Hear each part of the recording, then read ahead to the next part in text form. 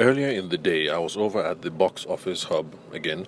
It's one of those tech hubs in Abuja that I've been spending a lot of time at recently, and that's because we have some sales related trainings that are going to come up for 2022. So, the reason why I went there was because they had another seminar today, and there was someone there who was speaking about being inspired. And not like inspiration is my jam or being motivational is my thing, but if I'm going to be creating material for folks in this ecosystem, I think it's a good idea for me to hang around every now and then, see the sessions and the trainings that they go through, so I know how to adapt my style and material to them so that I can be effective for the community. So that's why I went there for the session. And then apart from that, I also wanted to have a quick meeting with the founder of Box Office Incubator. So yeah, Box Office Incubator, not Box Office Hub. So I wanted to have a meeting with the Box Office Incubator. His name is Doing, so that we can finally agree on what the curriculum is going to be and the modalities for coming up with that, and just have a brief sketch. Because at the time of making this recording, this is the 26th of November in 2021. So 2022 is not far off. We just have a couple of weeks. What's that? Is that 7 or more like 7 weeks, and then we're going to be in 2022. So just to make sure that everything is all agreed to before we roll into the next year. So that was the reason why I was over at the hub. And then while I was there, I hooked up with Lois. That's someone who is in the mental health space. That's what her business is about. And she's the one that the podcast episode from, I think, 2 weeks back about mentorship. Yeah, I think it was about 2 weeks back. So she's the one that that episode was built around. So if you just, when you're done listening to this recording, if you just head up to the menu and scroll down, look for something that has mentorship in the title, that was about her. During the session, she was talking about how she wanted to get a mentorship relationship going with several entrepreneurs here in Abuja. And so I had her draw up a list of 5, and we're going to walk through, and then I would show her how the things that we discuss here on the podcast, sales and personal selling, how that can even relate to things like trying to get a mentor. Because trying to get a mentor is essentially trying to sell yourself. And whether you like it or not, whether we're involved in the wedding and the event space, or whether we sell inverter batteries or shoes, or even if you're a pastor or you're looking for mentorship, we are all trying to sell something most of the time. So we're all in sales. So so just to discuss and get the follow-up about how her campaign was going so far, that's the search for a mentor. And if you remember from the previous podcast, I had given her some tips about how to craft messaging to generate interest. And the good thing is, the person that she has been looking at in the PR space, the person who owns a PR agency here in Abuja, she's been able to get some interest. And but the point of the conversation now that they're at is that the person wants some time to discuss with the board. Because essentially, my advice to her, in summary, was that everybody has a full plate. Nobody wants to take on liabilities. So if you're going to make this kind of pitch to this person, what you should be doing is looking at it from a WIIFM angle. That's what's in it for me. So there has to be something compelling in it for them. And my advice was pretty much to say, I like you. I like what you're doing in the space. I respect what you do concerning 1, 2, 3, 4. And I would like to be of some help in this area because I have skills surrounding XYZ. Let me know if we can make that happen. So that was a summary, basically, of the pitch that I had her take to this PR lady. And surprisingly, it worked. I expected that she would be ignored, especially since she had approached the lady before, and the lady said she was not interested in running any mentorship programs. So this worked, but the lady said that she would have to speak to her board. And that, in summary, is the reason why I'm making this podcast recording today.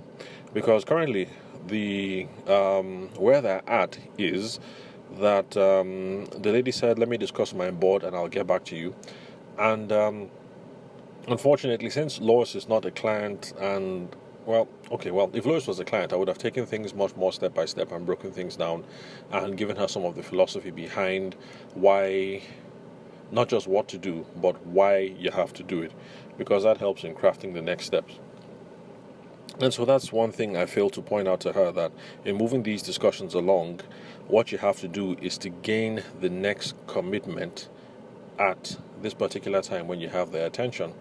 So the mistake that she made was the lady said, okay, well, it's not a mistake because she was ignorant of good sales practice. Okay, I guess that's my fault since I was advising her and I didn't tell her about that. But bottom line is, you're speaking to someone in this kind of situation and the person says, okay, I like your idea, but let me discuss with the board and I'll get back to you.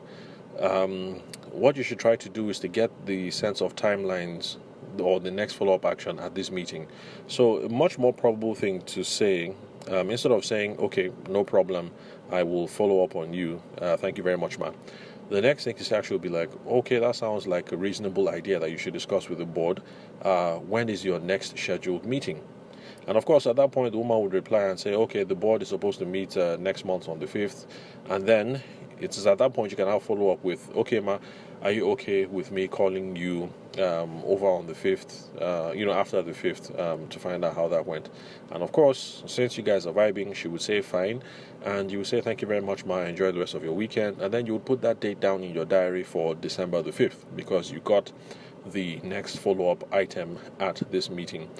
When you're with someone and the person says, let me discuss with my husband, let me discuss with my wife, let me discuss with my board, if you just say, okay, I'll follow up with you in the future, you're giving yourself, there's too much guesswork involved. And of course, when Lois and I met, those were some of the things that we're discussing. When should I follow up? How often should I follow up? I sent her a message yesterday as a reminder. Should I send another reminder today? Would that be too much? And these are the unnecessary mind games that you get involved in. And these are the things that make personal selling difficult. And that's why people don't like to sell, because of all these mental hang-ups. But if you have a framework and a process, it's really not that hard. So someone says, let me discuss with my husband, let me discuss with my wife, or let me discuss with mommy, let me discuss with daddy. That's the approach. First of all, you have to validate that. You say, oh yes, it makes a lot of sense. There's a lot of money involved, or so and so is involved. So it wouldn't make sense to just make that decision without consulting with them. Do you have an idea of when that's going to be? And I said, okay, we'll probably have that meeting next week, Wednesday, because my husband is out of town at the moment. So, okay, fantastic. Are you okay with me calling you back Thursday or maybe Friday, so that we can take things from there? So in that case, there's no guesswork involved, because you have gotten what the next commitment is at this current meeting. Anyway, it was not Lois's fault. Actually, is my own fault.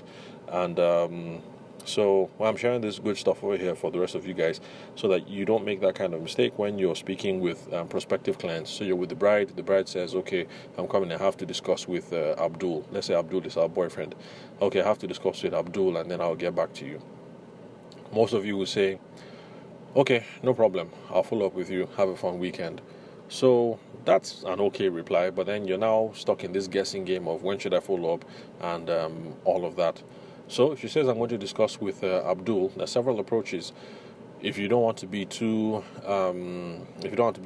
combative, you can say, okay, that's fine, that makes a lot of sense. When most likely would you be meeting with Abdul? Is it going to be this weekend or next?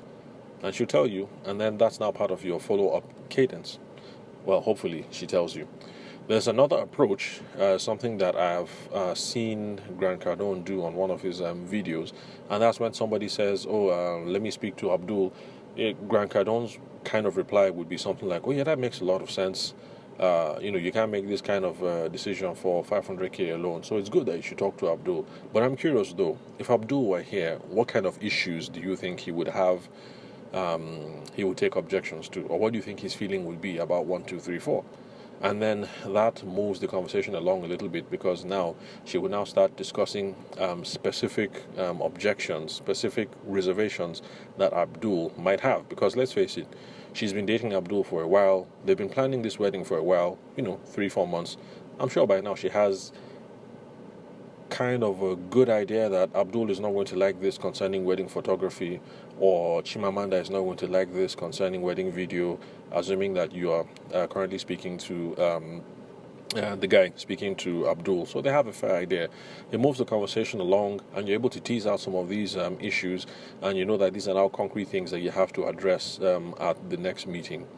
So in summary, you can find lots of approaches over on YouTube. If you just YouTube it or Google it about what to do when people say, let me talk to my husband, let me talk to my wife, let me talk to my board, let me talk to this person, let me talk to that person. So there are lots of approaches out there. But the bottom line is, whenever you hit with that line of, let me discuss it with so and so, first of all, validate. Yes, it makes perfect sense. You should talk to your board. You should talk to this person. You should talk to that person. So, first of all, validate, and then you now try and get the next commitment or the next agenda at this current meeting. So, if the whole thing is to go and talk to Abdul before they decide on the wedding photographer, asking the questions about if Abdul were here, what do you think he would object to? It's a legitimate question, and you're now getting what the action points for the next meeting is going to be for when Abdul is in town, because right now you're only meeting with Chimamanda. And then also the question of when is this meeting most likely going to be also makes sense. And of course, if something you can explain is, so that I don't keep blowing up your phone every day. I don't want to hassle you. I don't want to blow up your phone every day. So why don't you just let me know when it is you're going to have this conversation with him? He says, okay, well, I don't know. Abdul is currently in Jigawa now because of work. He's supposed to be back in Abuja around the 8th. And then he said, okay, cool. So in that case, can I call you on the 9th or on the 10th? So that we can take the conversation from here, and most likely she'll say yes, and then you just put it down in the diary. So that's what my good friend Loy should have done. And I've told her that because I had to leave, because I had some other things to do after leaving the box office incubator. So I've told her that I'm going to be in touch. We'll reevaluate the campaign and then see how we can get good responses from the other mentors and to move things along. So I just wanted to share that tidbit with you guys today, just in case. I suspect I've spoken about this before, but just in case I haven't spoken about it to you guys here, my wedding and event family, I figured let me let you guys know. So that's it for today. So thanks for listening to the Sales for the Nigerian Wedding Industry podcast. I'm your host, Abuja-based sales consultant and event media professional Tavishima Ayede. We're still going to roll into how to close the deal in real estate.